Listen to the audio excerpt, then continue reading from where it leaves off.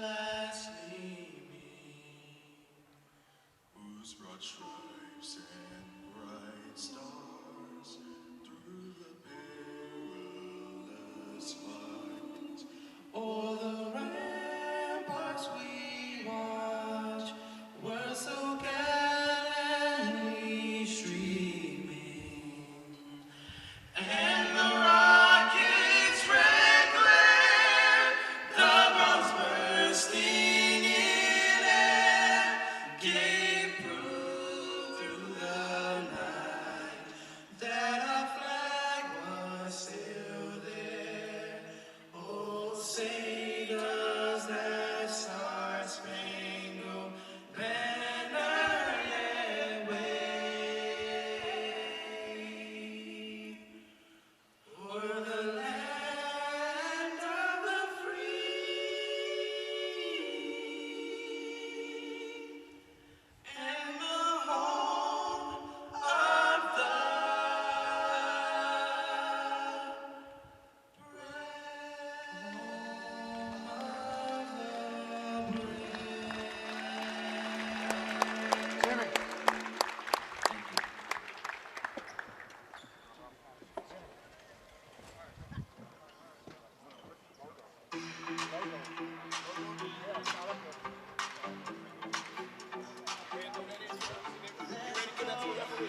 And ladies and gentlemen, welcome here to the beautiful Amway Center here in Orlando, Florida, the site of the Senior Showcase weekend, and specifically the crown jewel of the entire week of festivities, the U.S.A. versus Florida Hardwood Classic. I'm Marcus Burnett, joined by Trey Downs, and we appreciate you joining us here on SUVtv. Trey, man, how does it feel to be here courtside to see 10 of Florida's best take on a squad of the U.S.A.'s best?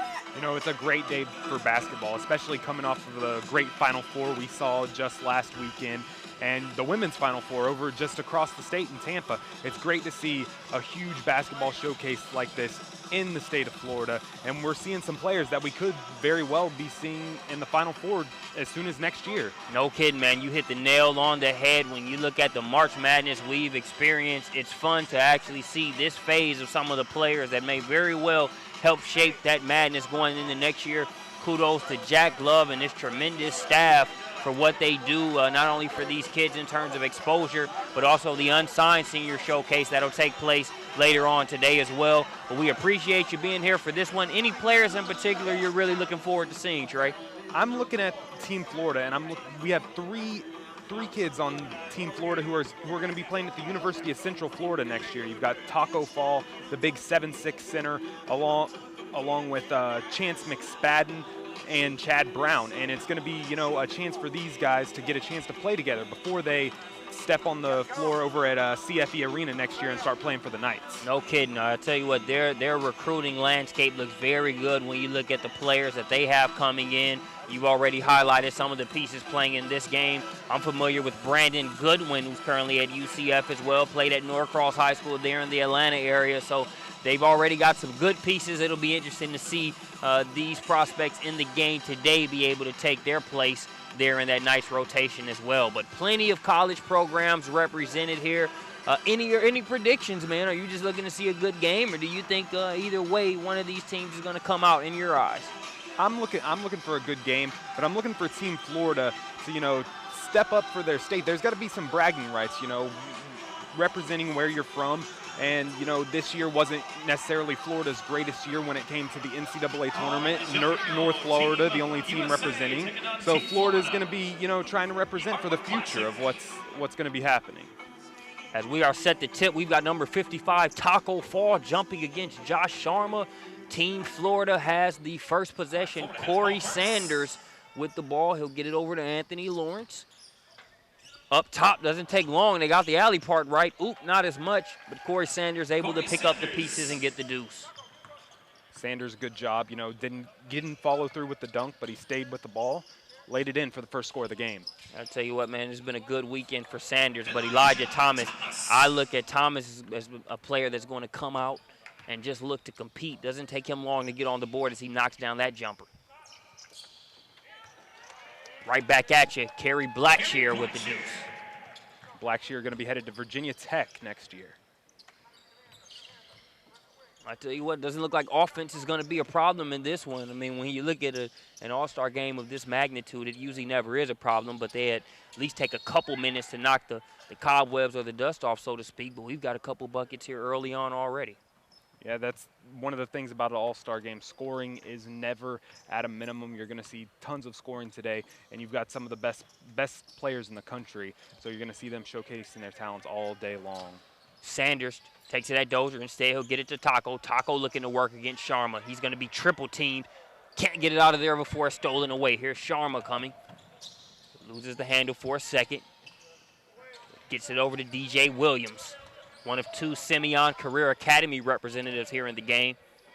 A nice chance for, you know, those two kids, as they're going to be going their separate ways here soon when they head to college, but get a chance to play in an NBA arena together like this before they head off. It's got to be a good thing for those high school teammates to do.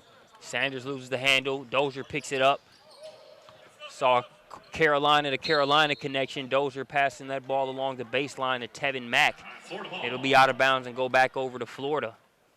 But you talk about Simeon Career Academy, both Williams and Ed Morrow. Coach Robert Smith, head coach there, one of the best coaches you'll find in the country, was actually the head coach for Team USA in this event 2 years ago. Lawrence Jr. off the mark there on that three-pointer. Pops isn't very far from him at all. As Coach Anthony Lawrence Sr. heading up Team Florida here today. Yeah, it's the bond between a father and a son is even stronger than a player and a coach. And when you get to do that, especially one last time, as he's been his high school coach before he heads off to college and possibly the NBA, you know, a nice send-off in something like this. Yeah, I think we saw that, a prime example with Coach Hunter for Georgia State and R.J. Hunter after he hit that big shot. Always nice to see that bond be able to, take place on a national stage. Nice jumper there by Elijah Thomas. The big fella showing the touch from the outside. Give me that, says Josh Sharma. Knocks that one off the window. He'll get it ahead to P.J. Cool Breeze Dozier with the easy flush. Sharma was not having that at all. Sharma, 7-foot center, is going to be headed to Stanford next year, playing out in the Pac-12 over in California, the West Coast. UCLA making a surprise Sweet 16 run this year. We'll see if Sharma can take Stanford there in the coming years. As he gets a rebound, the big fella's active so far here in this one. Here's Tevin Mack, kicks it out to Dozier. Dozier for three. A little too strong. Long rebound's going to come to him. 2 for $1 sale on shot opportunities. Takes it right at Taco Fall. Can't get it to go. And we're going to have a foul here as Elijah Thomas working on the offensive glass. Being tenacious on the offensive glass is one of the best qualities you can have as a young player. You can't, when the shots go up, you got to stay active. We saw that on the first play of the game when the alley-oop was missed, and now you get to the free throw line. You got to take advantage of these free points. As he misses the first one. Thomas there, one of the better players there in the state of Texas. He got a chance to catch up with him on the media session day, and he talked about the fact that even though he didn't make the McDonald's All-American game, felt it was a snub initially, that he's looking past that, but it definitely serves as fuel for a player of his magnitude. Yeah, heading to Texas A&M University, I mean, the guy's averaging 25 points a game and 16 rebounds a game this year in high school. So if he can carry any semblance of that number off to college, it's going to be huge.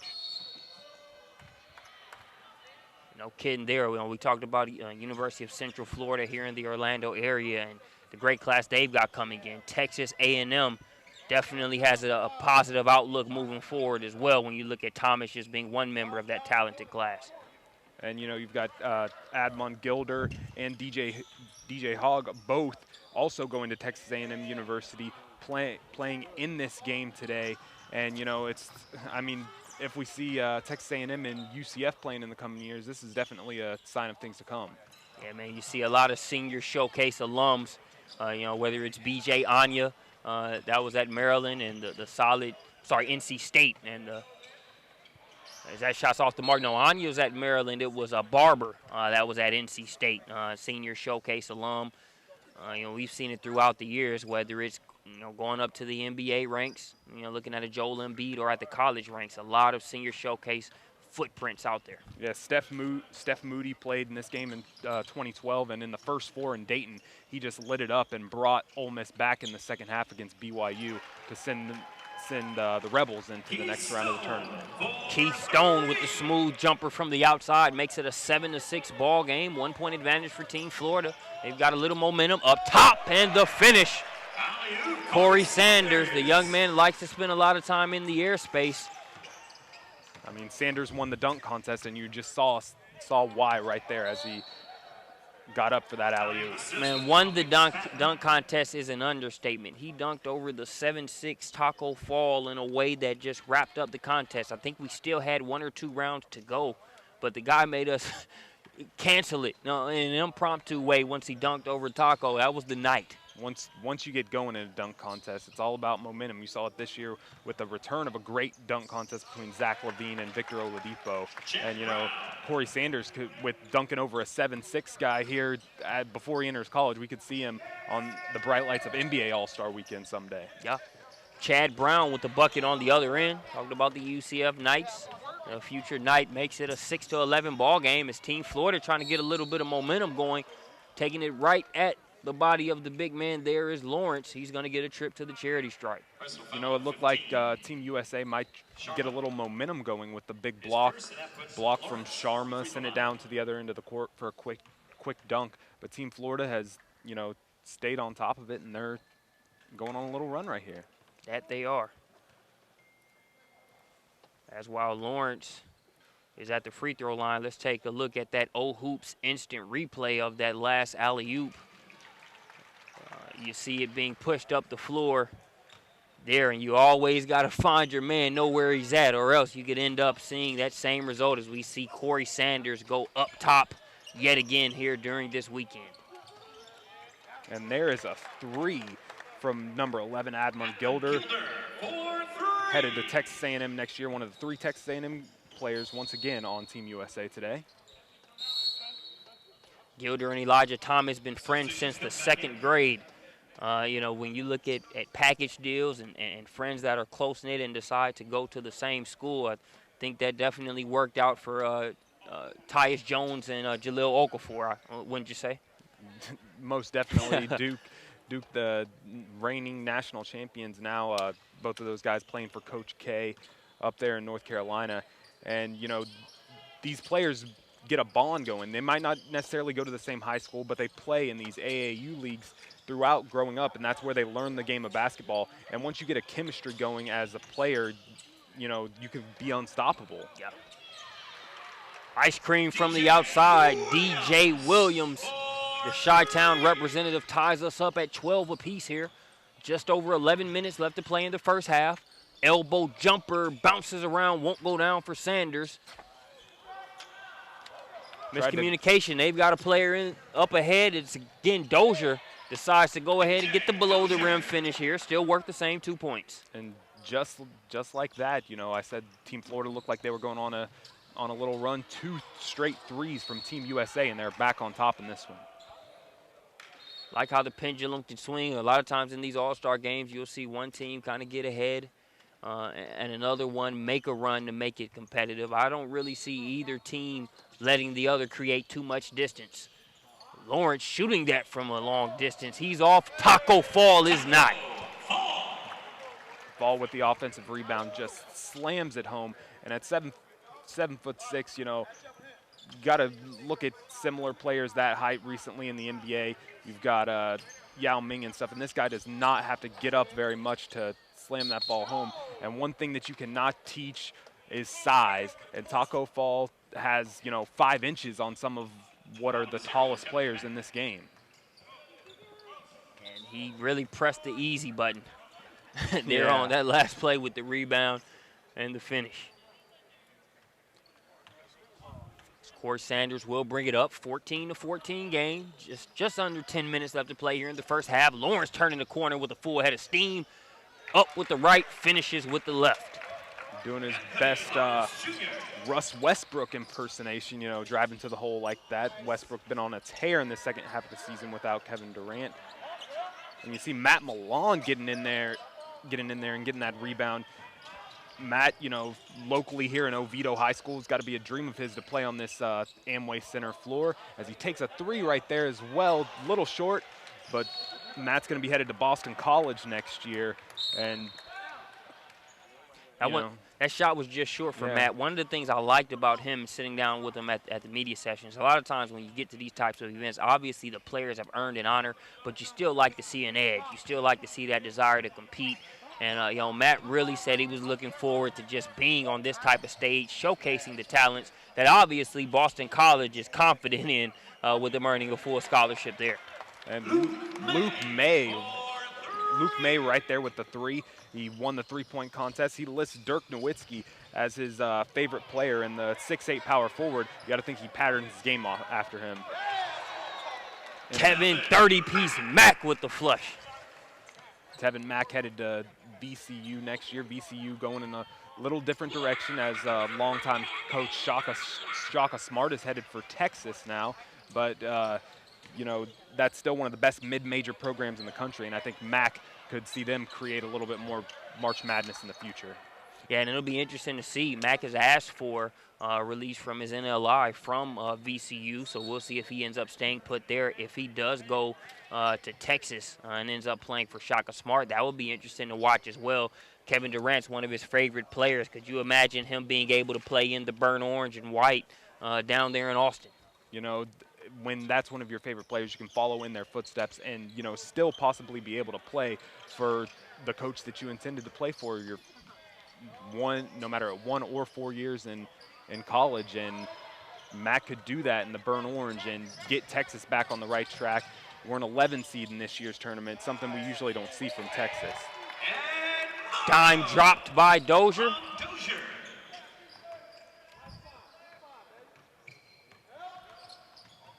Dime dropped by Dozier, finished by Morrow. And Morrow coming right up the court again. Tried to pass it over to Eric Davis Jr. Deflected out of bounds. It's going to be Team Florida's ball. And now we've got Chance McSpadden bringing the ball up the court. Chance, another one of those nights as he passes it off to Milan. Milan, looks like that shot was partially deflected there by Davis. Stop, pop, and it drops there. Team USA is letting these threes rain here early in the Amway Center. Like how Amon Gilder has come out. He's taken 2 shots so far, knocked them both down. Kavarius Hayes has that one knocked out of there by Sharma, his second block of the game. Sharma taking the most advantage of his size as he can. And he's not just a big man. We saw him earlier, bringing the ball up the court a little bit on a fast break. So Sharma's got the inside game, and he's still got the ball handling skills to bring the ball up the court on fast break. Well, Coach Dawkins is really going to have a great player at his disposal as he goes up there. We have a potential posterized situation there on that last play. It's averted. Instead, it's an easy layup drill on the other end for Eric Davis Jr. He's committed to play his college ball at the University of Texas. So, maybe him and Tevin Mack are talking a little this weekend. Possibly we could see them. Morrow misses the dunk, but then TJ Dozier dunks it, and, Team USA still on the run. And the game goes fast, and Keith Stone, who's going to be playing for Billy Donovan up there next year in Gainesville for the Gators, looking to get the Gators back on track as well. You do not see a Billy Donovan Gators team missing the postseason as they did this year very often. Yeah, Stone knocked down that 3-pointer with ease. Says, let's calm down. We're down by double digits. He hits that 3 to make it a single-digit deficit. Now he gets the rebound. He'll look to push. Dozier stopping the ball. Cuts that baseline off from Stone. Stone still handling. Nice defense by Davis to break it up. Team Florida retains possession. Stone gets it over. McSpadden with the dish, the finish. No questions left at all by Chad Brown. And that's what I've talked about, that UCF connection. That's a play that we could see, that baseline pass into the dunk. That's what we could be seeing in the very near future right here in Orlando.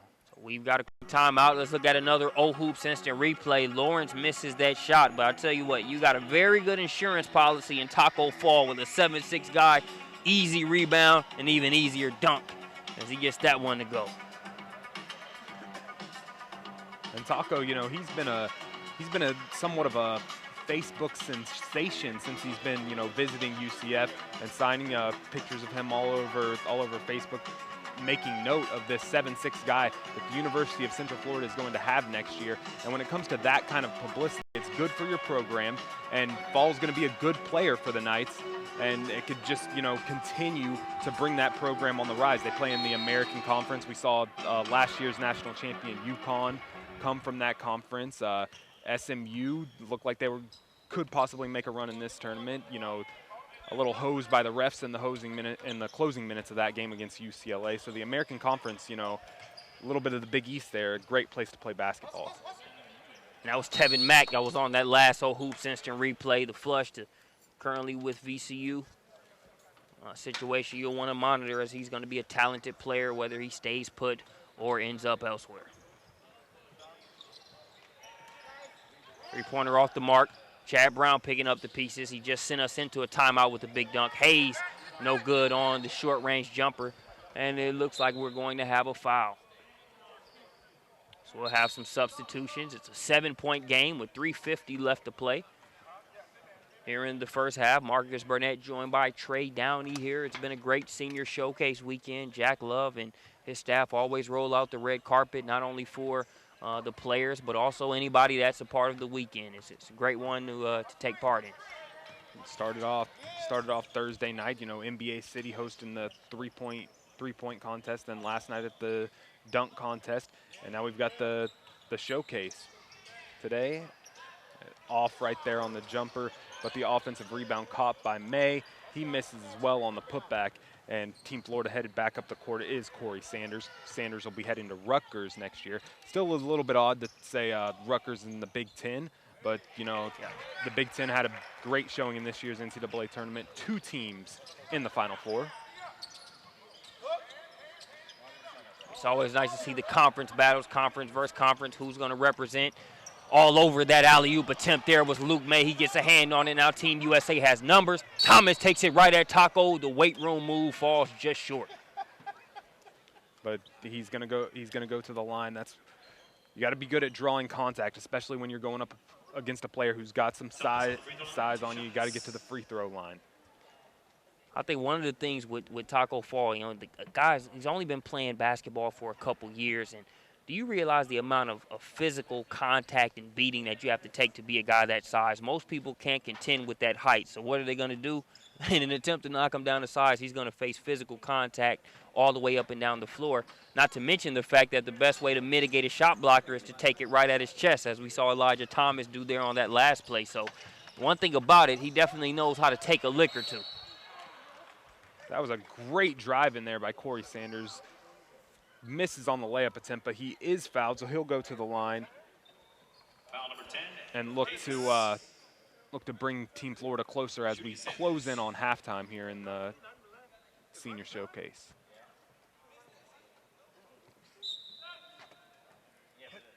Stop and put 11:36 up there. 11:36. Sanders at the free throw line. At an even 10, and then stop clock the rest of the half, and the whole second half. I was like, this is a low-scoring game. And Sanders good on the free throw. He'll make it 23-28. And there was a little bit of a time malfunction there. Well, actually, I think what we were doing is it was a running clock when instead it was supposed to be stopped. So we've got 9 minutes, 52 seconds left to play here in the first half. So in a way, we've got bonus basketball, which is always good when you look at the talent level that's out there on the floor right now.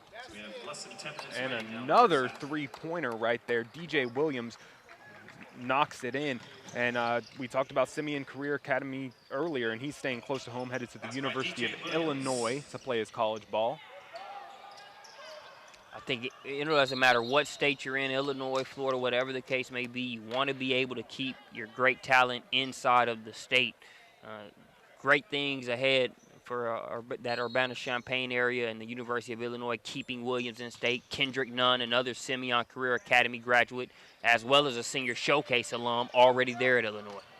You know, the University of Illinois, kind of close to my heart. My great uncle Dave Downey still holds one of the highest scorers in the University of Illinois history. So it's always a good thing to see Illinois rising up in the basketball ranks. They've been down the past couple years, but we could see the rise back of Illinois basketball with, you know, a guy like DJ Williams.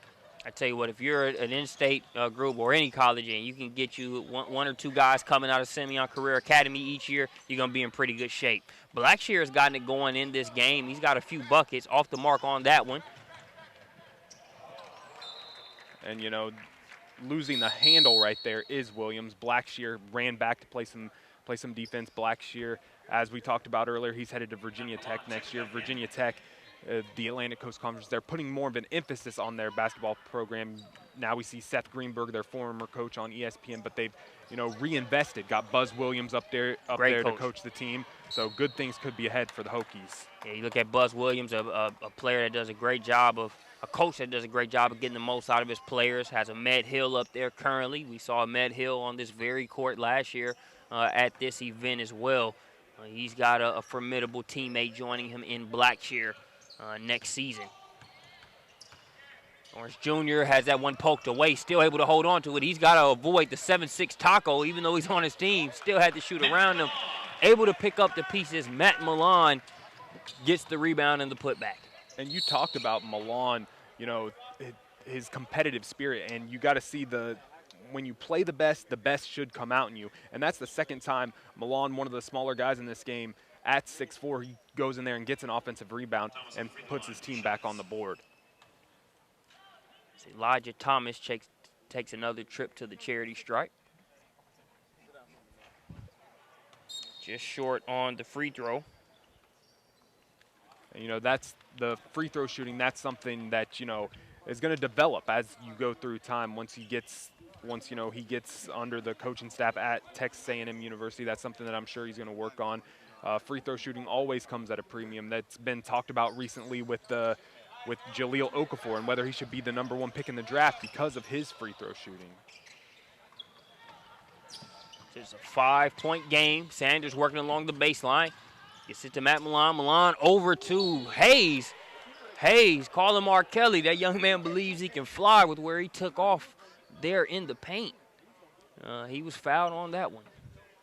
Showing that athleticism, getting to the rim right there and getting to the line. Wasn't able to, you know, get that poster that he looked like he was going for, but he's going to the line for some free throws and looking to cut this deficit. Makes the first one. It really looked like he took off from the dotted line there, man. That's something that you know you're not going to see every day. Something that you normally see in a dunk contest, and to pull that off against the talent he's pulling that off today, Billy Donovan's got a great player in Hayes. I don't see it myself unless it's got a joystick involved. Exactly. so hats off on that one. 28-32 ball game. Davis Jr. has it, gets it over to Sharma. Sharma showing that aspect of his game. Long rebound in the hands of Sanders. Nice job of sealing Sharma off by Chad Brown. Can't get the initial attempt to go, but he'll go to the line. You know, Sharma was ready right there. Didn't want to give him the easy dunk, so he wrapped him up, sent him to the free throw line, make him earn these points. Chad Brown shooting. Brown already a bundle of energy when you look at being able to play for Central Florida next year. You can really hear the enthusiasm coming through in his voice. That program's getting a player that's going to not only, you know, talk about working hard, he's going to be a guy that does it. And, you know, UCF has had some ups and downs. We thought we would really see, you know, the rise of that program when both of the Jordan brothers played for the Knights. That didn't quite turn out as a lot of people thought it would, but now you've got these guys like Taco Fall, Chad Brown, Chance McSpadden, and they are going to be the players that takes this program to the next level, and we're going to be seeing them in March in the near future, in my opinion. Ed Morrow with another bucket. He makes it a 5-point game in favor of Team USA. You talked about the Big Ten and schools that, you know, it kind of sounds funny talking about them in that conference. Nebraska, another one of those. That's where Ed Morrow's headed to play ball. Morrow, number 31 there in the number 30 there in the blue jerseys for Team USA. As number 25 for Team Florida, Keith Stone checks back into the game. And, you know, Morrow, another guy out of that Simeon Career Academy, lists his favorite movie as Space Jam. And, you know, when you're a basketball player growing up, how can you not love that movie? Man, everybody loves Space Jam. I don't think a cartoon has ever gotten anybody that excited about the game, man. We rooted against the Monstars like they were a real-life team or something. Exactly. I'm interested to see, you know, talking about coming out with a second Space Jam with LeBron taking MJ's space. Not a bad concept at all. Cookie's taken by Dozier. He's going to come the other way behind the back, razzle-dazzle, and the finish. You know, reminiscent of Steph Curry with that behind-the-back dribble right there, and he takes it to the hole and finishes it. Not just pretty on the dribble, he finishes the basket. That kid is a cool customer. I've seen it since his freshman year, covered the Chick-fil-A Classic there in his home state of South Carolina, and saw him lead his Spring Valley team against a big win versus Laverne Lutheran out of California, one of the better teams in the country at that time.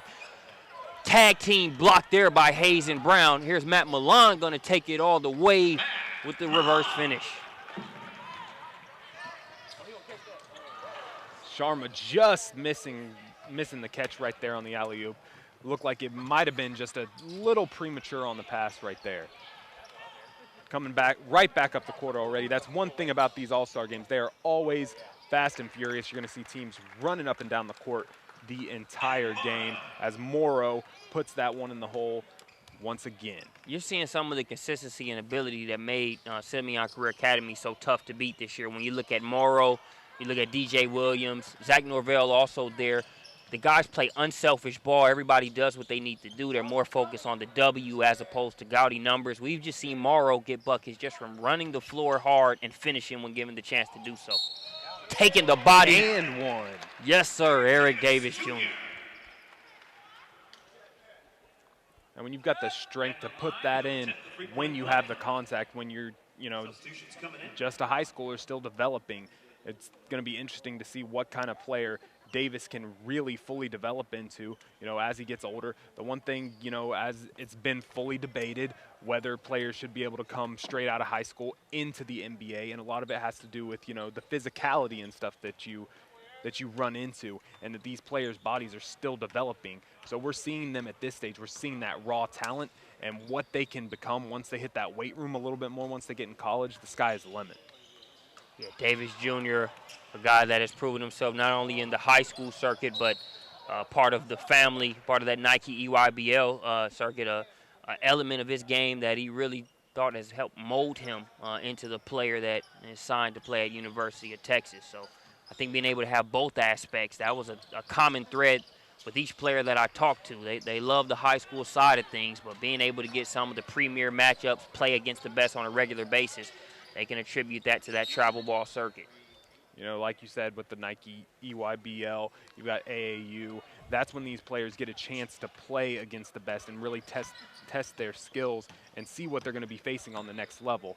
You know, high school ball, you're going to see some tough matchups, especially when you get into the state playoffs. But, you know, you can't necessarily control where you live and what kind of competition you're going to face. So you have to seek it out. Yeah. And playing against the best only makes you better. Nice move by Corey Sanders. Yeah, man, you cannot tell me that Tyus Jones, when you look at what he was able to do there at Duke as a freshman, he doesn't do it at that same intensity or at that same capacity without, you know, that proving ground of the circuit. Because he's been playing against, you know, some of the other best freshmen in the country throughout his, you know, development as a basketball player. And I'm sure, you know, he played some players that were a little older than him, and that, you know, that raises your game as well when you play the best. And Blackshear slams it home. Nice dish right there from Corey Sanders. Blackshear's having a solid first half here, man. So he makes it a 37-41 game. Team Florida pulls to within 4. Lawrence with the pass ahead.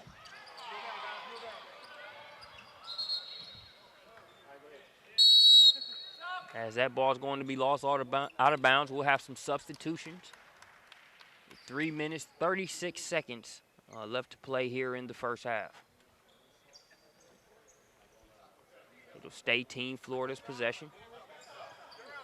Team Florida looking, you know, to cut into that deficit and maybe take it even and we could see just a one-half game headed into the second half. Nice defense there against Stone off of the jump stop. Fall fighting in there for the rebound, snatches it away, trying to work, not a lot of space to deal with. Looked like he stepped on the baseline there. As that's probably the second or third time we've seen that happen so far in this game. When they get Taco the ball inside, Team USA has converged on him. They don't want to let him get those easy baskets. Yeah. Sanders with the long rebound. They'll drop it off.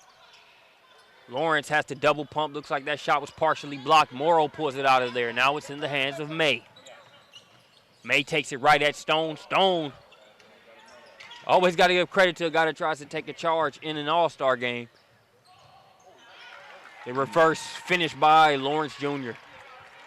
Lawrence Jr. headed to Miami next year, and you know, Miami's been a little up and down over the past couple years, but this year making it all the way in the NIT. What a great final game that was, and it's interesting to see, you know, the NIT this year testing, you know, those new rules that college basketball is looking at bringing in, shortening the shot clock, that type of thing. Yeah. We could see a different, faster-paced game and coming up in just a few years. Talk about pace. Dozier changing the pace here. The nice behind the back, weaving through defenders and the reverse. PJ Cool Breeze Dozier. That's a bad man. Headed to the University of South Carolina next year. Frank Martin trying to, you know, elevate that program. Spent, you know, a lot of great years at Kansas State bringing them up, and now trying to bring University of South Carolina up in the SEC. The SEC, you know, you really see Kentucky and Florida as some of the premier programs, but some of these schools that are really known necessarily for football more, bringing in big name coaches. University of Alabama just getting former NBA coach Avery Johnson signed up to coach their squad. Yeah, man, that SEC, it could get interesting over years. Obviously, it's not going to be a microwave situation, but you look at Johnson in Alabama, Bruce Pearl now at Auburn, what Frank Martin's doing with South Carolina. I think you're really going to see an interesting shift over the next couple years when you look at SEC basketball. And if they can dominate in basketball anywhere near how their conference is in football, you know, the SEC, it'll just be great to see and great for the South here when it comes to basketball. And I think what's awesome about basketball is just how you don't have that same critical mass required as you do to dominate in football. When you look at the number of guys that have to be involved in order to do that, you look at basketball and what's required to really get some momentum as far as your program is concerned. It's just a lot, you know, not as large of a margin required. I mean, you could get that one-star player who takes you on a deep run in the tournament one year, and that could change everything for your tournament, for your program. That's going to be a goaltend. As we've really seen PJ Dozier get going a little bit here in this game. He's got his father, Perry Dozier Sr. here on site as well, as they've been able to do a nice amount of traveling over the past couple weeks, being a McDonald's All-American game participant as well, was Dozier. Blackshear just short there on that three-pointer. Rebound pulled out of there by Williams. We're under a minute 30. Williams trying to thread the needle, gets it to Luke May. May has it blocked by Blackshear. Here's Lawrence. Lawrence looked like he might, you know, hand it off to Sanders, but there was no one in front of him, so he just took it and slammed it home. Mack off the mark on that jumper. It's a 2-point lead now for the home team, for Florida. 1 minute remaining in the first half. 1 minute. Short right there by Sanders. And between the legs, a little theatrics right there. As we keep talking about P.J. Dozier, we probably mentioned his name more than anybody else so far here in this first half. Dozier just giving the crowd what they want at this point, making the plays, but adding a little bit of pizzazz, a little bit of sauce on it, because this is the Amway Center floor, so you got to be able to add a little bit of a show as well, plus the talent is there. Dozier with the long rebound, got about 30 seconds to work with, drops it off to Luke May, May with the easy layup. One of the things I like about Dozier is not only can he score the ball, but have been able to see with this basketball IQ, he gets others involved, knows when to make the dish. One of the more unselfish stars that you'll see in the country. And you know, at 6'7", some might consider that, you know, a little tall for a point guard. But we've seen, you know, now with Dante Exum, Zach LaVine, the bigger point guards, these guys that didn't necessarily in the past, you know, you'd see them put at forward or something as they grow up in basketball. But these guys have a great handle, they have a great basketball IQ, and when you have that size combined with that, it could really be, you know, the next wave of what we're seeing as far as athleticism goes in college basketball and the NBA. Yeah, and what's great about Dozier is the fact that, you know, when you look back when he was young, right around the ages of, you know, 12, 13, he actually tore his MCL and ACL. They had the MCL repaired, but he played with the messed up ACL for a while because the doctor was afraid that if they did the constructive surgery to repair it, that it might stunt his growth a little bit. So he played for, you know, a good, you know, 4 or 5 year stretch with a messed up ACL. And for him to have developed, that's amazing that he's been able to develop into that kind of player where you've seen now, you know, ACL injuries can really, you know, possibly be the end of careers. Players aren't the same when they come back from that. And, you know, Dozier lists his favorite player as Paul George. And, you know, he's definitely, you know, can identify with having an injury like that as a young guy. Paul George just recently coming back from that gruesome broken leg suffered training with Team USA over the summer. Yeah, you hate to see an injury at any level to anybody, but it's always great when you reach that point to where the players put the rehab in and they're back out there on the floor. A second to work with, good if it goes. Luke May cannot get it to go. That's going to send us to halftime. 45-43 ball game in favor of Team USA. We appreciate you joining us here on SUVtv. And we'll be back after this short message. This is Marcus Burnett. I'm joined by Trey Downey. We'll see you back here in a second.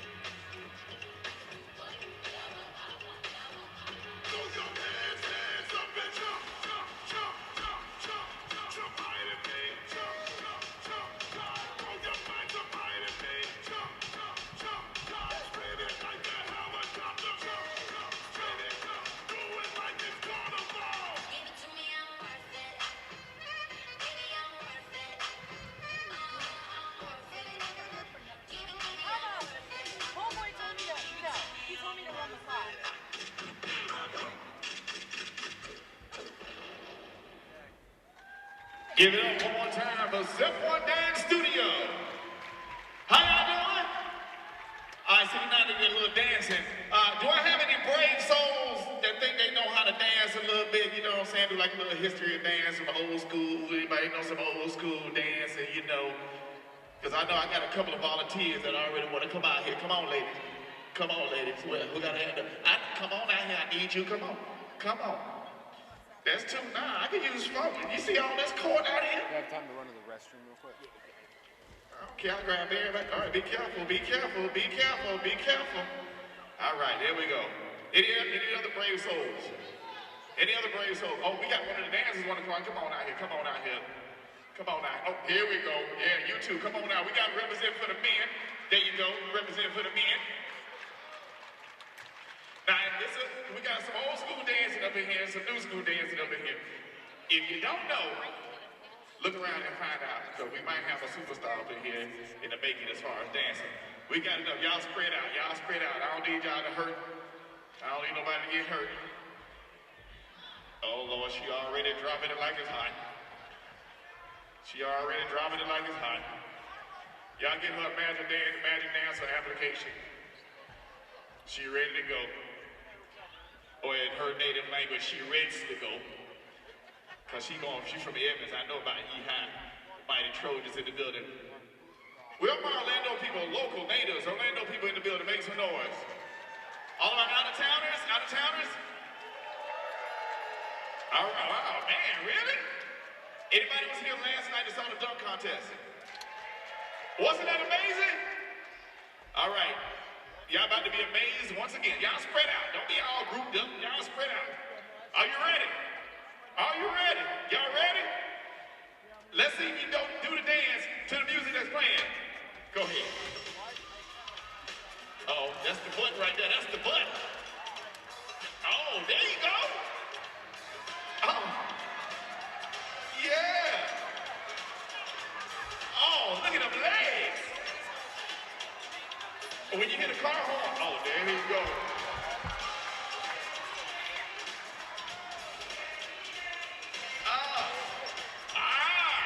Yeah.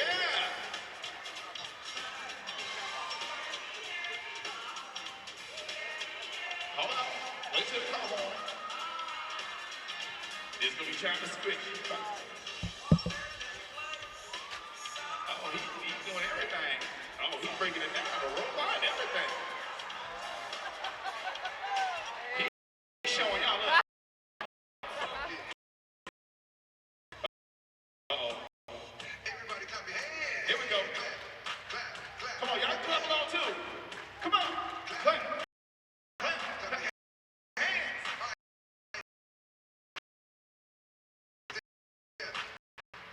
To the left. To the left. Take it back now, y'all. One hop this time. Right foot. Tell us up. Take it back. The dancers got their thing together. Let's start. Cha-cha now, y'all. Now it's time to get fun. Take it back now, y'all. One. Uh-oh. Say, do the honey dance. There you go. Oh, look at him, boy. He trying to challenge somebody. Throw the shot up. You don't know how to do the hump, it's okay though.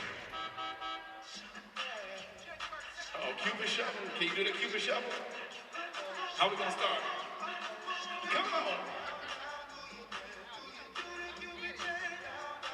There you go, Cupid shuffle. Uh-oh, look at the dancers. They got something special going with the Cupid shuffle. All right. Seems like everybody knows the Cupid shuffle.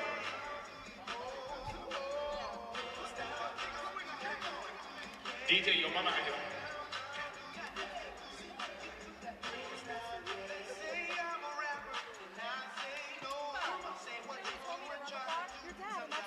They doing pretty good right about now. We still got one more. Hold on. Uh-oh. Can do that Dougie. Let's do that Dougie. Come on. Teach him how to Dougie. Uh-oh. She trying to find out. She need a tutorial. That ain't. Uh-oh. He got a different Dougie going on. He got the Douglas. There you go. Come on. Hey. Corey. He calling you out, Corey. He calling you out.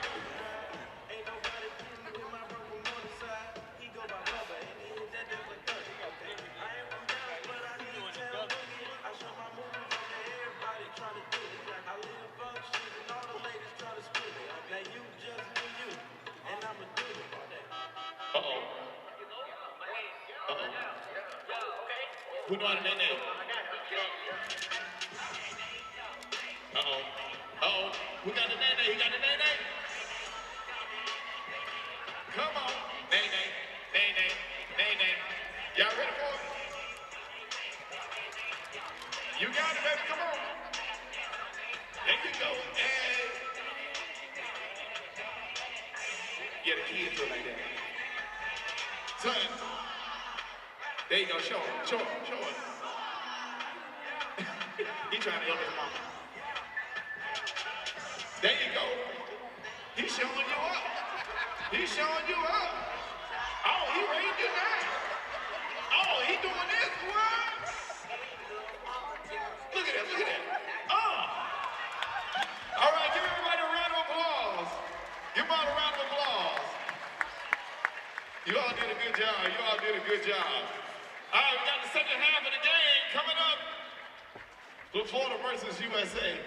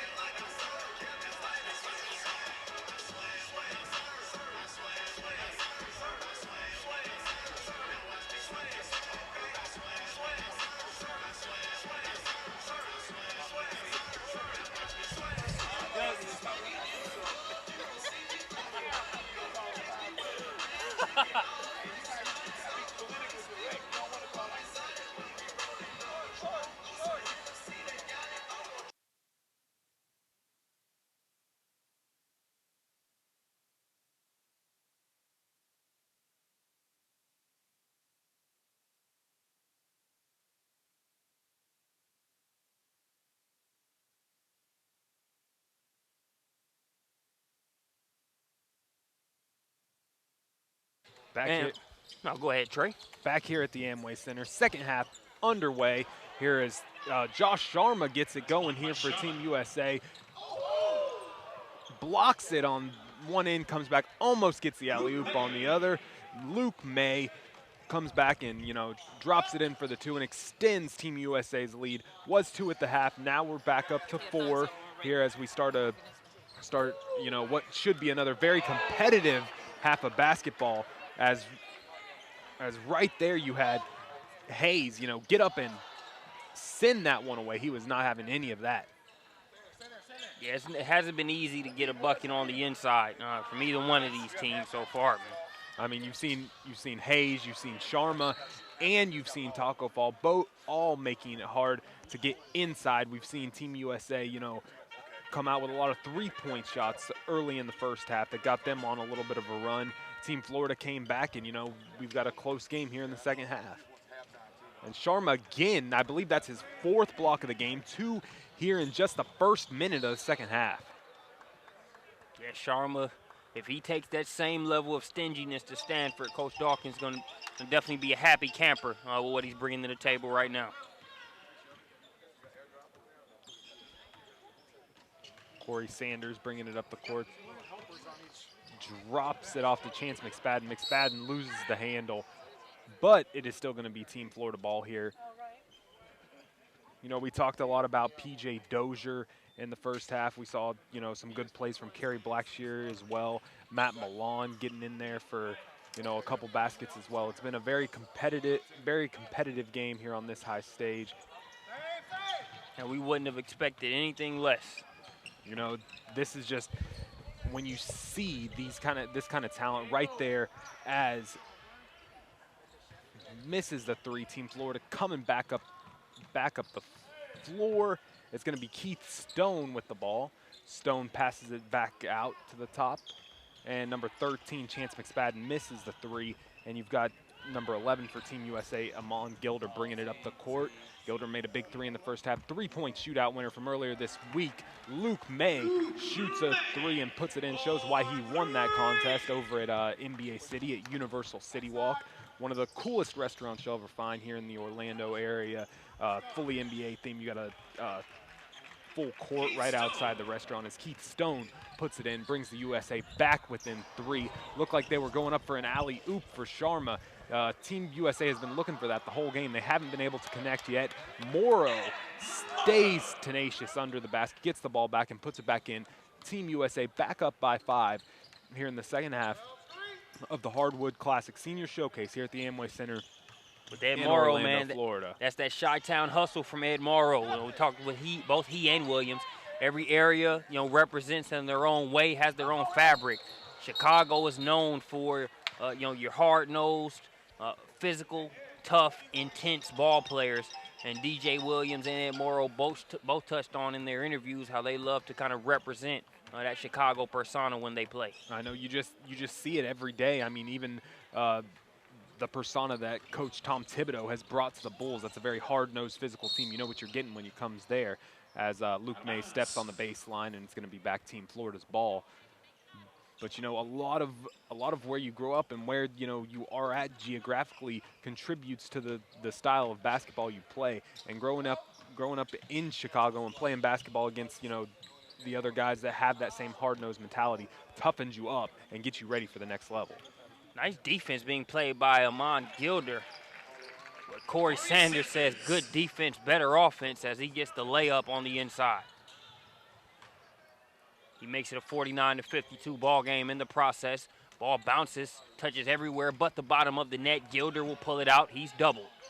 May at the top of the key. He misses. Davis Jr. gets it to bounce around and fall down.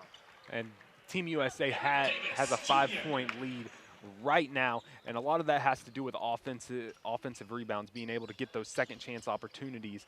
They've missed a couple threes in this game, but they've been right there under the basket, come back up the court, and there we go. And that one is sent away by Kavarius Hayes. He is, connected with some blocks as well, doing him and Josh Sharma going back and forth with the blocks. Corey Sanders dunks it on the other end of the court, and we're back to a 3-point ball game. I'll tell you what, Hayes erased that last one, man. Sanders able to take advantage of it on the other end. It's now a 3-point game. Nice move on the inside to finish. Eric Davis Jr. with the nice bucket. Timeout, USA. We've got a timeout. Let's take a look at that last replay. It's now a 5-point game after that Davis Jr. bucket, but Kavarius Hayes getting up and swatting that last shot. Get that out of here. He smacks it against the window. It was interesting to see over the past couple minutes. We've got some substitutions coming in now, but that Hayes and Sharma matchup, both of those guys, sending guys away when they try and get into the paint. Yeah, they've done a great job of that as we saw Corey Sanders finish with the backwards dunk there on that last play. Taco Fall playing a little volleyball on the inside. Gets it, sets it up. Easy splush with 2 hands. And that very reminiscent of what we saw in the first half. We keep mentioning it, but with a guy like that size is, really a huge part of his game. And as you said, he's only been playing basketball for a couple years. So as he, continues to develop as a player, he's only going to get, better post offense, better post defense as well. It's going to be interesting to see what he develops into at the University of Central Florida. And right there, and one, that was a nasty dunk by Keith Stone. And he's going to go to the line to look to bring the score back within 2. We've got 58-55 right now for Team USA. Yeah, I like how Stone is played, man. And he's one of those guys, and really we have a lot of them here. just really makes things look so easy when he does it. Whether it was knocking down the 3 balls that we saw him do there in the first half, there on that play just sort of took off, finished it with strength, but just has a real cool calmness about him when out there on the floor. And we talked about, you know, the UCF players playing together and the Texas A&M players playing together today for, you know, some of the first time. Keith Stone and Kavarius Hayes, we've mentioned them both here early in the second half, and they're going to be playing next year for Billy Donovan up in Gainesville. It was Harris that got that block that we showed on the O-Hoops instant replay a couple moments ago. Here's Anthony Lawrence headed to the free throw line. 56-58 game here in the second half. We've got 14 minutes, 15 seconds left to play. That's Lawrence on the free throw line. And we talked about Coach Anthony Lawrence Sr. heading up Team Florida, but on the Team USA side, Coach Anthony Morgan is at the helm out of Plano West High School there in Plano, Texas, one of the better programs in the country. You know, and coaches like that, when you have one of the best programs in the country, they want to come out and they want to, you know, coach these all-star games, and it's a great thing from, you know, some of these kids. They've had great coaches in high school themselves, but when you get to learn from a guy like that, whether it's, you know, only just for, you know, a couple days as they're here for the weekend, you know, they could teach you something that you could take with you for the rest of your career. Yep. Couldn't agree more. Here's Williams with it, guarded by Lawrence. Gets it up top. Thomas passes up. He's been given a lot of space. He takes it right at Taco Fall. I'll tell you what, we've seen Thomas be guarded by Taco 2 times, and both times he hasn't hesitated at all to go right at his chest. Exactly. I think you know, he's out to prove to something. I mean, you're 7'5", but I'm still going to take it to the hole, and if I don't knock it in there, I'm going to go to the free throw line and knock him down. And that's exactly what Taco wants. You know, obviously when you're at an all-star weekend, you want to be able to have fun, enjoy the honor that you've earned, but you're also here to compete. And that was the first thing out of Taco Fall's mouth there in the interview session the other day. Like, it's been great. I've enjoyed Universal Studios, and NBA City was great, but make no mistake, I'm here to compete. And I say Elijah Thomas is definitely making sure that he gets that mission accomplished as he splashes that second free throw, 57-59 ball game. You know, we always see it, the pat behind the back to Luke May, and Luke May lays it in. Nice right there from Dozier. Dozier again with the flashy play. As I was saying, you know, a lot of these all-star games, a lot of it goes with the, you know, the pageantry before the game. But when it comes down to it, we are here for one reason, and that is to see these players play in this kind of showcase. As Taco Fall, you know, that time they illustrating his size, he did not leave his feet at all, and he was nearly touching the rim as he laid that basketball in. Yeah. And like that connection from Dozier to May, that's a South Carolina to North Carolina connection there. Dozier out of Spring Valley there in Columbia, but Luke May out of Huff High School in North Carolina. 2 solid players.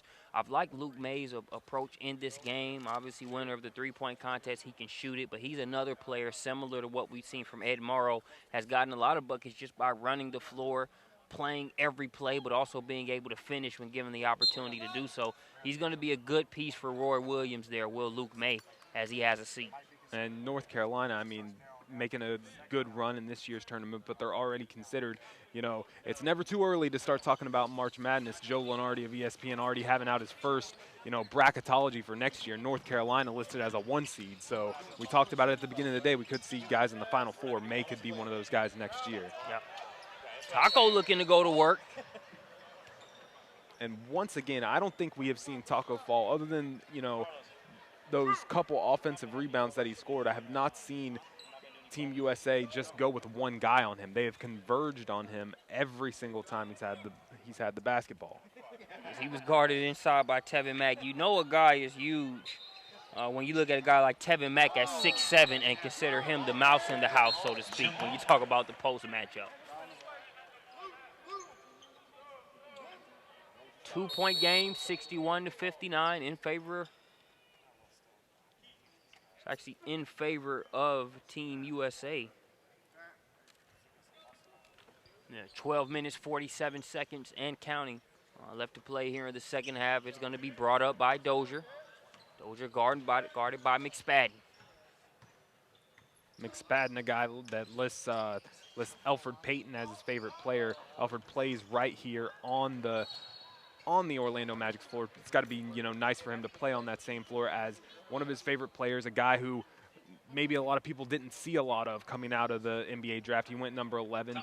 A lot of people were surprised that the Orlando Magic passed on guys like Marcus Smart or a Dante Exum. They went with Elfrid Payton, and they've clearly made the right choice, one of the leading candidates for Rookie of the Year. Yeah, Payton was influential in last night's game. They were close to getting a victory over the talented Toronto Raptors until Lou Willville, also known as Lou Williams, hit a big three from the corner to actually put the Raptors up. But you know, that Magic team, their current record isn't for a lack of effort. You know, it just takes time, man. It's a wealth of talent out there. It's hard to be able to line it up for your particular team or city. I mean, when you've got here in Orlando, when you've got that great young backcourt, when you've got Oladipo, when you've got Peyton, and you've got a great center and one of the most underrated players in the NBA, in my opinion, in Nick Vucevic, we could see big things.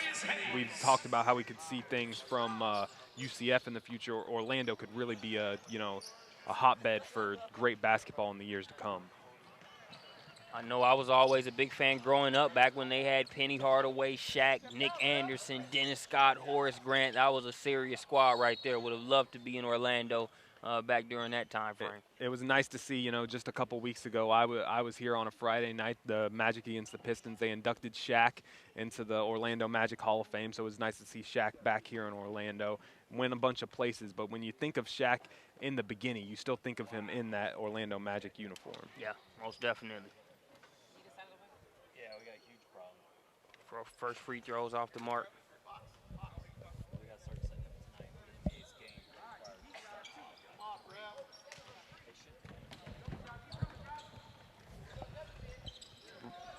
Right there, a little bit off on the three is Chance McSpadden, as actually not McSpadden, as Team Florida brings it up the court, and that Josh Sharma again with the block. That was the nastiest one of the game. Sends it away. It's a one-point ball game here. And, you know, right there trying to take it to the hole. But when you've got a 7-foot guy like Josh Sharma, it's going to be no easy baskets. Right there, Matt Malone for three, and he connects. And Team Florida is back on top for the first time since early in the first half. They've stayed on it, knocked away at that lead. Right now, Team USA tried to go back and answer that three immediately. Hustle on the court. Malone throws it out, and we see Anderson lay it in, or Sanders lays it in, and Team USA up on top by 4 now. Davis Jr. The contest there by Kavarius Hayes once again not making it easy to get in like that. Didn't send it away that time. Once again we see him and Sharma back on the court, and both of them again being tenacious rim defenders. Yeah, let's take another look at that last Sharma block, man, as you'll see them, you know, kind of get it ahead. You can just see him sizing it up. When you're 7 feet, it's easy to close that gap as he plays volleyball with that one. SWAT team out of bounds. Off on the first free throw right there. Right there by Davis Jr. He's going back to the line again. Davis not only talked about University of Texas being a good home for him playing college ball, but said part of what drew him to that school was also just the Austin market as a whole. Wants to major in the field of business, and felt like Austin would be a very good place for him when you look at what he's looking to do with that career as well. So I think that's pretty good head on your shoulders when you're looking at the market even after you play your college ball. I mean, Austin has really become, you know, one of the premier college towns in the country, and one of the, you know, budding, you know, hip towns in the United States. You've got Portland, you've got Brooklyn in New York, and you've got Austin every year, South by Southwest there. That's just a very attractive place to go spend your college years. And with the programs that the University of Texas has put together in every sport, that's got to be somewhere that you just want to be. He's not going to be under, you know, he's not going to be under Rick Barnes anymore. But, you know, as we talked about earlier, Shaka Smart heading to Texas, you are not really going to see a drop-off in coaching there. Smart, you know, really brought VCU to the forefront as Corey Sanders passes it inside to Hayes.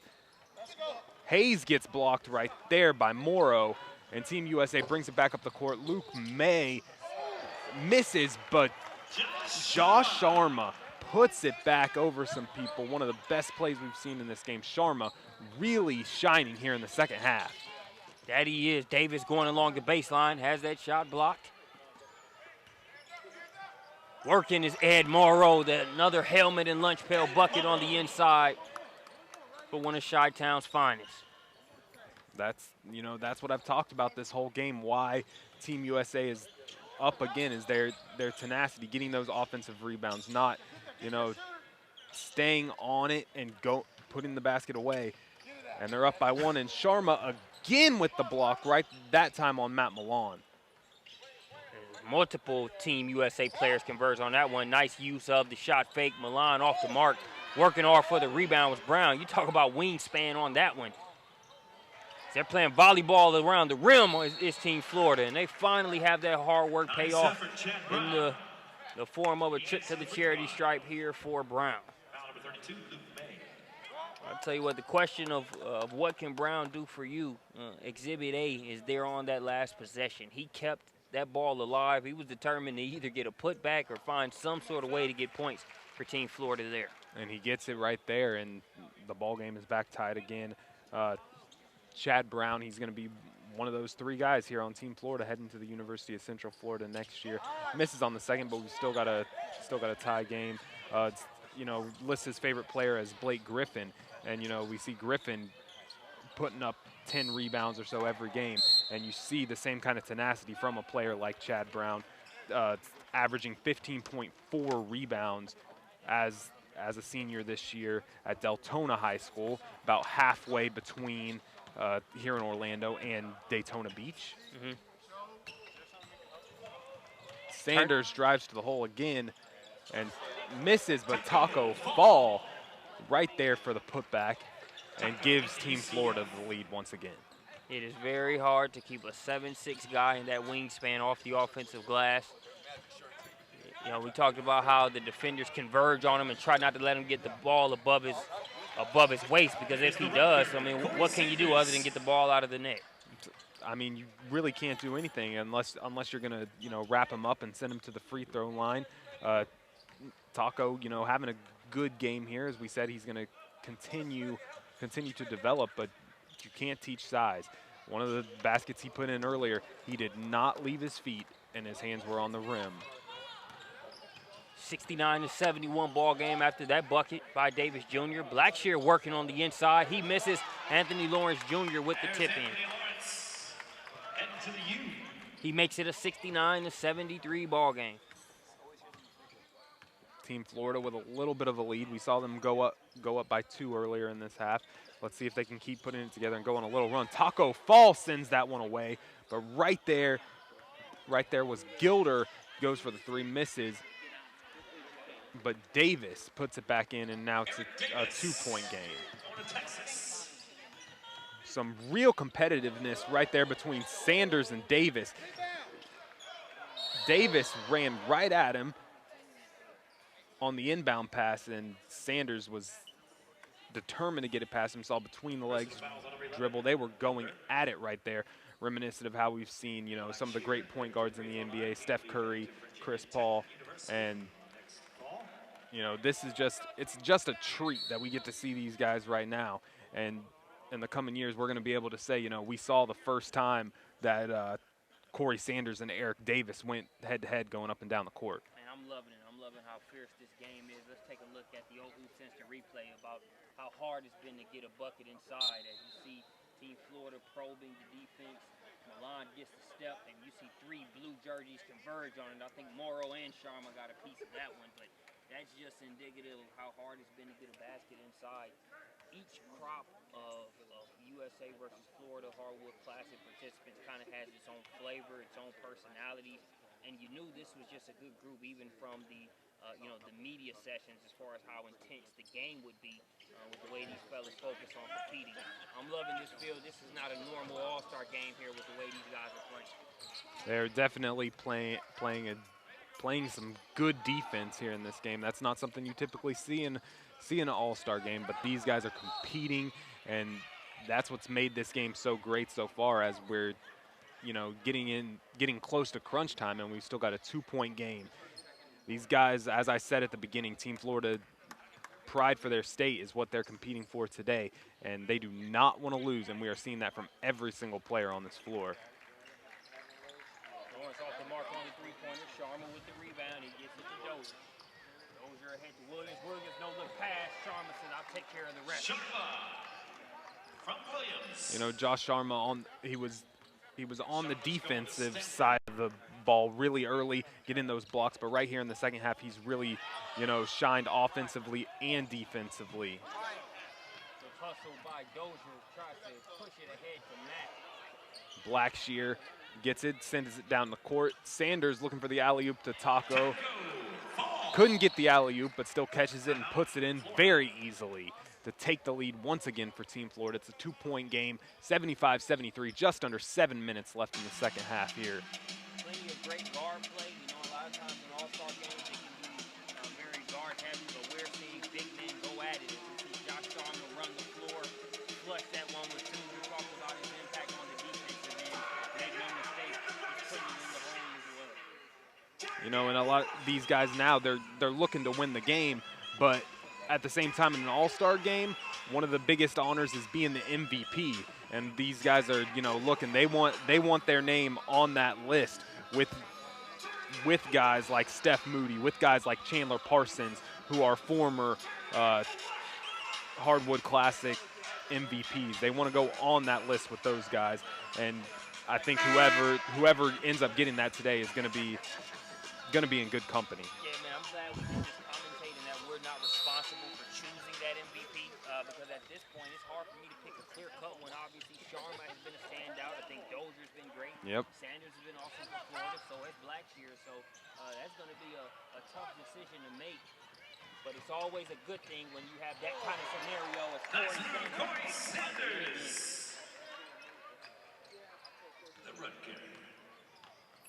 Sanders again headed to Rutgers up in New Jersey, looking to bring that program up.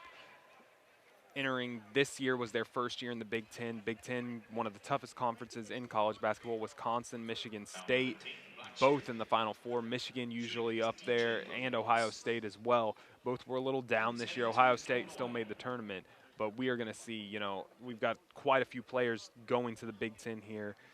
And, you know, Big Ten basketball is always a treat up there in the Midwest. I mean, I think, you know, you talked about some players that opt to go to the smaller schools and, you know, how that can be beneficial for him. Sanders really talked about how, you know, Rutgers was a good fit for him because he wanted to go to a program where he could have more weight on his shoulders and obviously more of a stage to perform on with that added responsibility. You know, and from the looks of him today, as Blackshear slams it in, and it's a 5-point lead now for Team Florida. But from the looks of Sanders today, he, as I talked about, one star can really turn around, can really, you know, make a program. As we've seen in the past couple years, you know, Davidson has really, you know, gone up. We see them as a tournament team almost every year with guys like Steph Curry going there. And when you've got a guy like Corey Sanders heading to Rutgers, and they're going to be on the marquee stage, you're going to see them against your Wisconsins, against your Michigan States, against your Michigans, and he's going to have a chance to prove to everyone that he is a star, he's ready for the next level, and he's going to bring the Scarlet Knights with him. Don't look, Taco. Don't look. Come on, boys. Stand up. Everybody make some noise.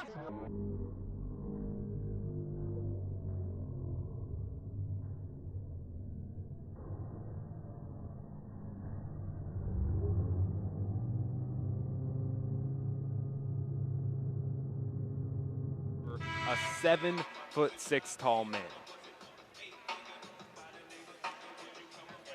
Timeout here on the floor. 5-point game, less than 6 minutes to go. And that last clip, ladies and gentlemen, that was from last night's slam dunk contest. Not sure if you had the audio on it, but that was the dunk that Corey Sanders used dunking over the 7'6" Taco Fall in order to win that one after the Toronto Raptors Magic game last night. And as you saw in that clip, the stands were still pretty full. fans who came out to see the Orlando Magic game last night, they saw a great game that went down to the wire, but then they saw, you know, a great dunk contest after. They wanted to stick around and see some of the best high school players in the country put on a show. Keith Stone with it. It's Brown guarded by Sharma. Sharma and Brown talking a little bit. Brown takes it right at him. Sharma tried to smack that one out of there. They're going to have a jump ball before the shot was attempted.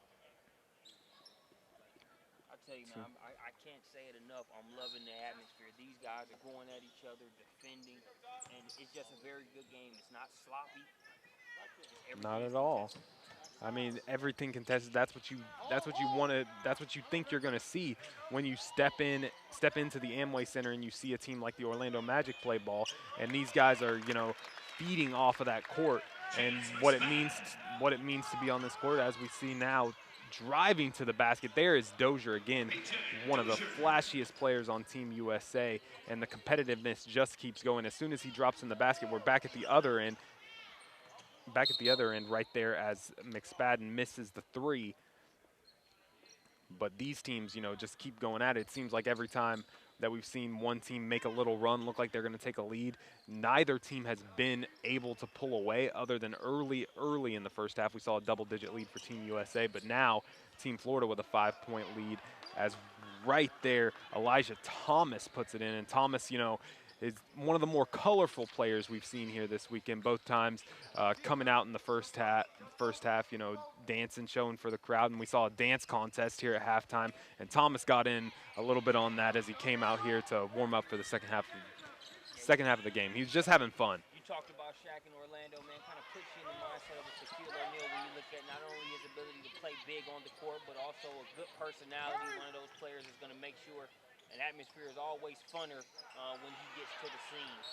As that ball's going to be knocked out of bounds, they're going to say last touch by Brown of Florida. Back over to Team USA. We've got 4 minutes, 7 seconds left to play in this one. It's a 3-point advantage for Team Florida. And, you know, we just talked about having fun. This has been a very competitive game, but these guys, it being so competitive is what makes it fun. You're out here to have fun. This is an all-star game. You want to win, but you want to have fun at the same time. And we've seen Thomas do that all weekend long, and now he's, you know, competing here in this game as we come down to the wire, and he could definitely be the difference. And it's gonna be a little bit more fun if Team USA ends up coming out on top. He got himself an autographed basketball for winning the competition this afternoon. Nice moves, Jack. Good job, Michael. We announce our dance contest winner over U.A. It's an autographed ball. There as his going home prize for winning the contest. That's a great treat right there. Then, you know, we were all fully entertained here by that dance contest. A well-deserving winner, in my opinion. He took it home. We'll see which team will take home this particular victory. We've got 3 minutes, 48 seconds to decide. That is now a 1-point advantage. Team Florida making some substitutions right here. Taco Fall heading back into the game, as well as Black Shear. We've got Sanders back in there on the floor, as well as Keith Stone and Anthony Lawrence rounding out the 5 on the floor right now for Team USA, for Team Florida. A little bit off on the 3 right there by Admon Gilder. Luke may look to save it from going out of bounds, but it's going to be Team Florida's ball. 1-point game, 3.5 minutes left at the Amway Center, and this game is coming down to the wire. Sanders has it. He's guarded by Gilder. Blackshear wants it inside. Instead, they get it over to Stone. Stone guarded by Morrow. Here's Lawrence. Ball setting the screen right there, and Lawrence takes advantage. And he's going to go to the line. Thomas was petitioning to the official, saying, "Hey, that's on the floor." And looks like he's going to get it. He's going to get his way. As he's not going to go to the line, we're just going to see Team Florida inbound. And look at Thomas and Taco Fall. You know, a little back and forth here on the inbound. They're going after me. Stone's going to launch the 3-pointer. He misses. in pursuit of the rebound is going to be last touch by Team Florida, so it'll go over to Team USA. Looked like Blackshear last touched that ball right there. It was a close call, but Team USA, we're going to come back up the floor and take the lead. It's Davis Jr. bringing it up the court. Passes it back out to Thomas. Pump fake, drives it in. Thomas he can shoot it a little bit from outside. We saw him knock down a jumper to start the game, but he wanted that contact with Taco. He wanted to initiate it. He took it right at him. And the young man is trying to end the weekend the same way he started it off. Luke May with another trade. Big bucket there by May. You know, that's been one of the most fun aspects of this game, seeing you know, the competitiveness between two players. And Sanders, you know, right back at the other end with a three, and Team Florida takes the lead back. We've seen, you know, some of these little battles we've seen all day. We've seen Thomas and Fall. We've seen Sharma and Hayes, and we've seen Sanders and Davis. And you know, the individual battles sometimes, you know, can be extremely interesting, and we've seen that today. Not just a great game on the team-wise, we've seen some great individual battles. Yeah, when I asked a lot of the players on interview day what particular individual matchups they were looking forward to, most of them were just focused on, hey, I'm not trying to make it a one-on-one thing. I just want to get the W and whatever it takes to get that. So with that being the main objective in mind, we're seeing a lot of individual matchups just come as a byproduct of that. And, man, it has been extremely fun to watch. When you look at this game, it does not appear that Corey Sanders is going to let Team USA leave the Amway Center with this victory. They're going to have to take it right through him to get this one. Exactly. He came right back down the court after May knocked down that big three for Team USA to take the lead back. And he said, no, not today, not in my home state. Answered right back. And now Team Florida back up by 3, and we're under 2 minutes left in this game. It is really crunch time here at the Amway Center. Thomas sets the screen, but that's going to be an offensive foul, an illegal screen. Foul 25. Thomas really doesn't agree with the call, but, you know, refs have the final say in that one. I'll tell you what, Coach Kennedy there at Texas A&M, he's not going to have to step up any intensity when it comes to Thomas or try to get him to throw his body around. Thomas does not mind mixing it up, an enforcer of sorts out there on the court. Exactly, and you know that's got to be something that you look for when you're recruiting. You want those tenacious players, as Sanders again. Sanders and Gilder going at it this time, and you said he is not going to let Team Florida lose this game. Passed it out, looked like Lawrence was going to take a three, but his back heel was on the baseline, so we're going to see it go the other way. But Sanders, you know, really putting on a show with his ball handling skills today.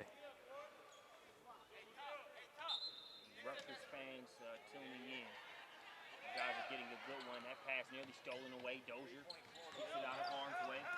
Here's May. Ice cream. Luke May. Roy Williams and North Carolina. That, you know, you think about what they're having next year right there, that could be a secret weapon when you get into crunch time. You know, we're less than 2 minutes left in this game. Doesn't even, you know, doesn't phase them. It's close to the end. Squares up, knocks down to 3, and we've got a tie ball game with 1 minute and 20 seconds to go.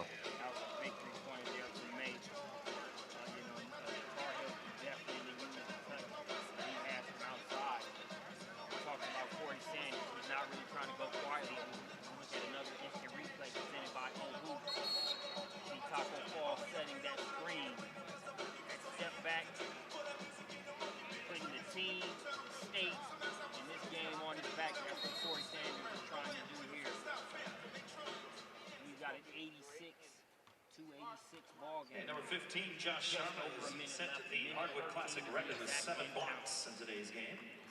Congratulations, Josh. And we just heard it from the PA announcer. Josh Sharma has set the record for the Hardwood Classic when it comes to blocks in a game. He's got 7 blocks in today's game. You know, what an honor to really have 7 blocks in a game. You're not going to see that every day, and to get in an all-star game, Josh Sharma has really shined today. That's a one-man SWAT team there.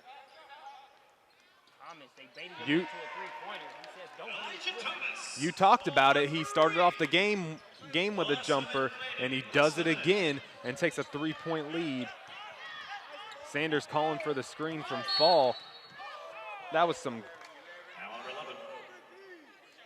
great tenacious defense by Gilder.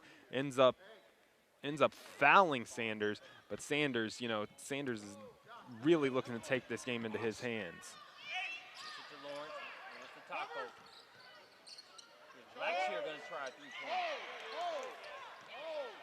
A three-point advantage for Team USA, 33 seconds and counting. May let the time run out. He thought about the dagger, but he's too heady of a player. He decides to just throw it out and let them run some clock. Three-point shootout was Luke May, Sam Douglas, Corey Sanders. And the foul right there. Team Florida really doesn't have a choice now with the shot clock off. They've got to, you know, play some good defense off this inbound, look for a steal. If not, they've got a foul. Dozier going to be fouled there by Lawrence.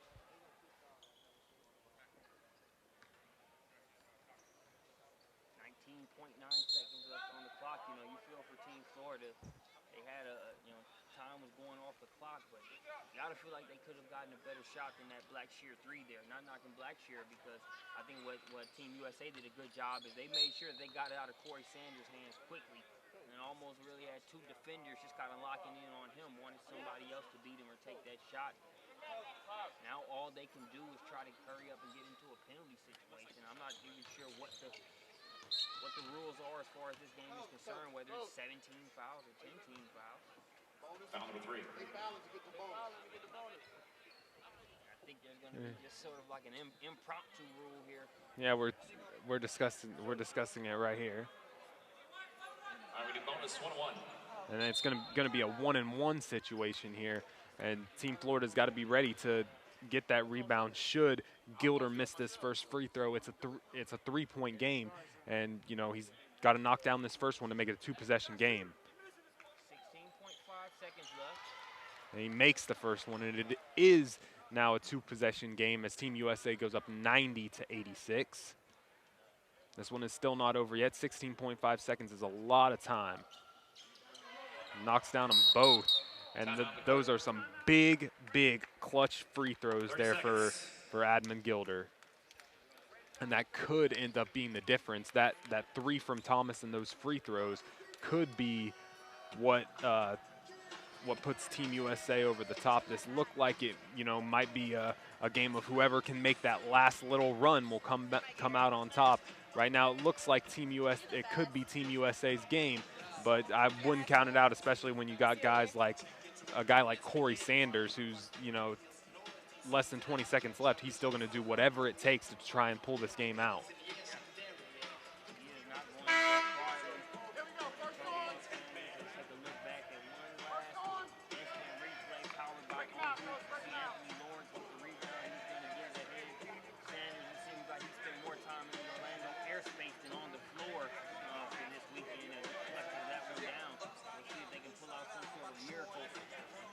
This victory here in the Hardwood Classic. 86-91, 5-point game, 16.5 seconds left. And looks like Team Florida loses it out of bounds. Sanders lost the handle right there with Gilder once again. You know, we've seen earlier in the game I was talking about Davis guarding Sanders, but Gilder has come in these past few minutes of the game and has really, you know, better than anyone else today, shut Sanders down a little bit. I think the name of the game was, you know, Sanders cooking. If you're Gilder, what you want to do is you want to make him work for everything, which I thought Gilder did a good job of, even though we saw, you know, Sanders have a very elusive hand, you know, for the majority of this. Right there, Dozier knocks down the first free throw to make it a 6-point game, 13.3 seconds left. And, you know, that was just another one of these matchups. And Gilder's defense might be, you know, something you can talk about as one of the biggest differences in the closing minutes of this game, as he plays great defense again. And now Thomas going to shoot one more three before time expires. Gilder actually lays it into the buzzer. And that's going to do it for today. Team USA comes out on top over Team Florida. Team USA is going to get the victory. This is Marcus Burnett. Final score was 95 to 86. Another Florida versus USA Hardwood Classic. All right, ladies and gentlemen, this time I'd like to announce our winners for our award.